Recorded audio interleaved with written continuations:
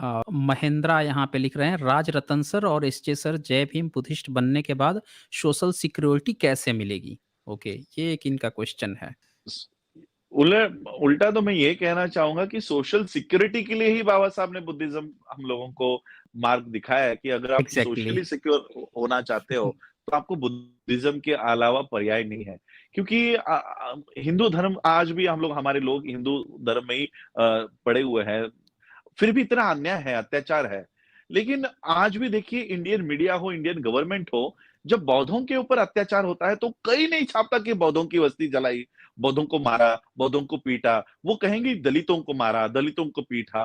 वो डरते हैं कि बुद्धिस्ट को मारा या बुद्धिस्ट को पीटा, ये अगर खबर भी चली तो वर्ल्ड के लोगों तक ये जाएगी। मैं जब इंटरनेशनली। जी। मैं जब यूएससीआरएफ में गया, United states commission for international religious freedom, तब मैंने बौद्धों के मुद्दे वहां रखे, तो वो हैरान हो गए। वो कहते हैं इतने साल हमारे पास क्रिश्चियनों के मैटर्स आए, मुसलमानों के आए, बुद्धिस्टों का एक भी मैटर हमारे पास आया नहीं, एक भी कभी हमारे पास कंप्लेंट नहीं आई। आप पहले व्यक्ति है जो इंडिया के बुद्धिस्टों की कंप्लेंट लेकर आए कि बौद्धों के ऊपर ये होता है। मैंने कहा ये सब, यानी हमारी जो आइडेंटिटी है वर्ल्ड में, ये दलित करके रखी हुई है। ये दलित, और दलित ये क्या समझता है कि अनटचेबल, हिंदुओं का अनटचेबल भाग है, हिंदुओं का डाउन ट्रेडन भाग है, तो ये दलित है। लेकिन दलित से बाबा साहब ने हमको कंक्लूड किसमें किया है? बुद्धिस्ट में। तो ये सिस्टम हमको बुद्धिस्ट नहीं बताती, इसलिए हमको वर्ल्ड के सामने खुद को बुद्धिस्ट प्रेजेंट करना होगा ताकि हम इंडिया में सोशली सिक्योर रह सके।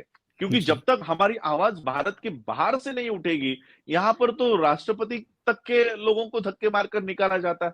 तो आप कौन सी सिक्योरिटी इंडिया में चाहते हो, ये आपको फ्री मिलने वाली है? तो जब तक भारत के बाहर से हमारी आवाज नहीं उठेगी, यूनाइटेड स्टेट्स नेशंस में नहीं उठेगी, वर्ल्ड फेलोशिप ऑफ बुद्धिस्ट में नहीं उठेगी, तब तक हम सोशली सिक्योर नहीं रहेंगे, नहीं हो पाएंगे। इसलिए हम लोगों को बुद्धिज्म की ओर पहले हम लोगों को जाना चाहिए। जी।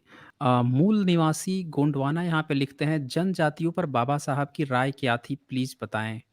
मेरे ख्याल से जनजातियों पर, या जिसे हम शेड्यूल्ड ट्राइब्स कहते हैं, शेड्यूल्ड ट्राइब्स की पहले पहचान थी क्रिमिनल ट्राइब्स। इनको ओके। क्रिमिनल ट्राइब्स कहते थे, इनका ऑफिशियल नाम था क्रिमिनल ट्राइब्स।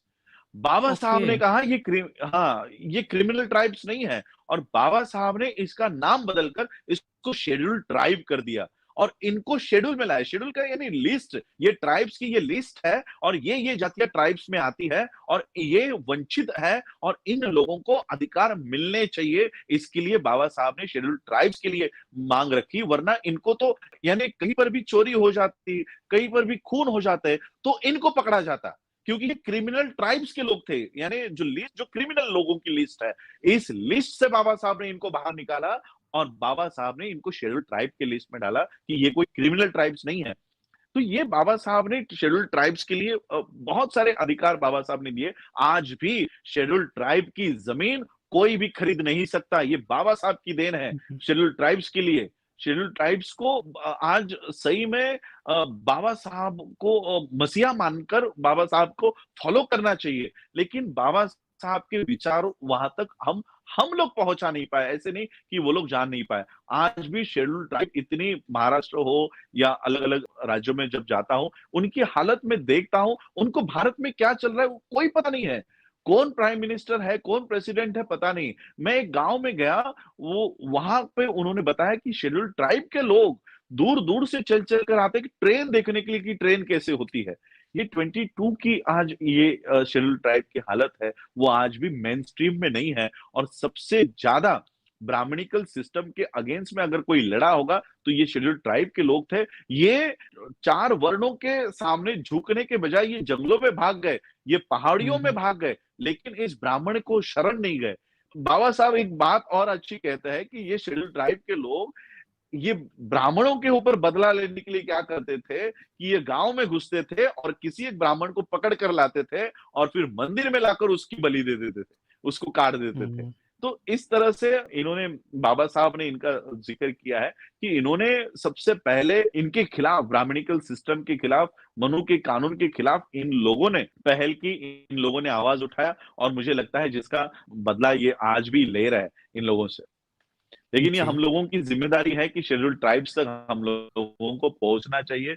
हम नहीं पहुँच पा रहे हैं, इसलिए आरएसएस वहाँ तक जाती है और उन्होंने ये बता-बता कर फिर उन्होंने उनका काल्पनिक भगवान उन्हों के गोद में डाल दिया है। जी, जी। जी, बहुत खूबसूरत उत्तर है और उत्तर मिला होगा इन्हें। नेचुरल वर्ल्ड यहाँ लिखते हैं, आदरणीय सर जी, आपको जय हुँ, भीम, नमो बुद्धाय। हम सब की ओर से आपको बहुत-बहुत स्वागत है। एसचे सर, इस अमूल्य समय थैंक के यू। लिए आपका सादर आभार। जी, आपका सादर आभार नेचुरल वर्ल्ड जी। अच्छा, इसके बाद यहाँ पे चंद्रा दत्त जी, शुक्रिया आपका। और यहाँ पे प्रश्न आए हैं, प्रदीप कुमार लिखते हैं, सर क्या महार कास्ट चमार कास्ट है? क्लियर करें।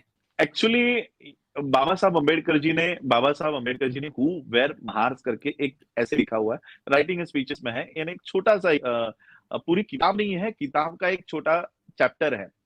हू वेयर महार्स में बाबा साहब लिखते हैं कि ये जो महार शब्द है, ये वेदों में कहीं पर नहीं है, ये श्रुतियों में कहीं पर नहीं है, ये मनुस्मृति में कहीं नहीं लिखा हुआ है।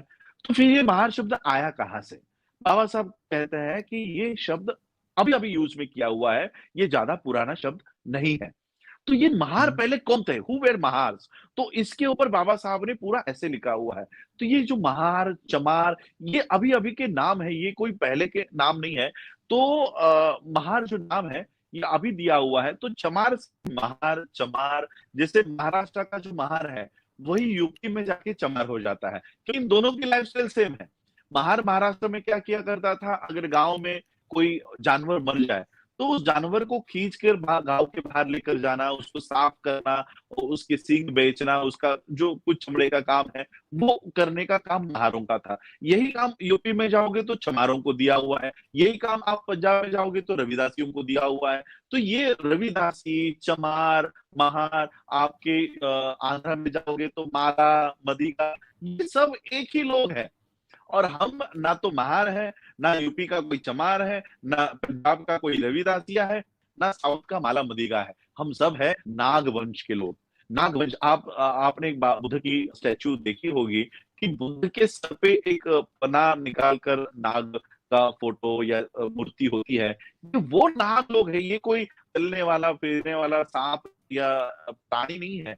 ये प्रतीक है, टोटेम है कि उस समय बुद्ध की रक्षा और बुद्ध का प्रचार करने का काम इन नाग लोगों ने किया हुआ है और इसलिए हम लोग बाबा साहब ने कंक्लूजन दिया कि हम लोग नाग लोग हैं जिसको जाकर इन्होंने महार, चमार, रविदासी और माला, मदिगा ऐसे जातियों में इन्होंने बांट दिया ताकि ये लोग फिर से एक ना हो सके और एक होकर फिर से बुद्धा के मूवमेंट को ये खंडी ना कर सके, इसलिए हमको महार, चमार में डिवाइड करके रखा हुआ है। जी। मेरे ख़्याल से ये उत्तर मिला होगा इन्हें।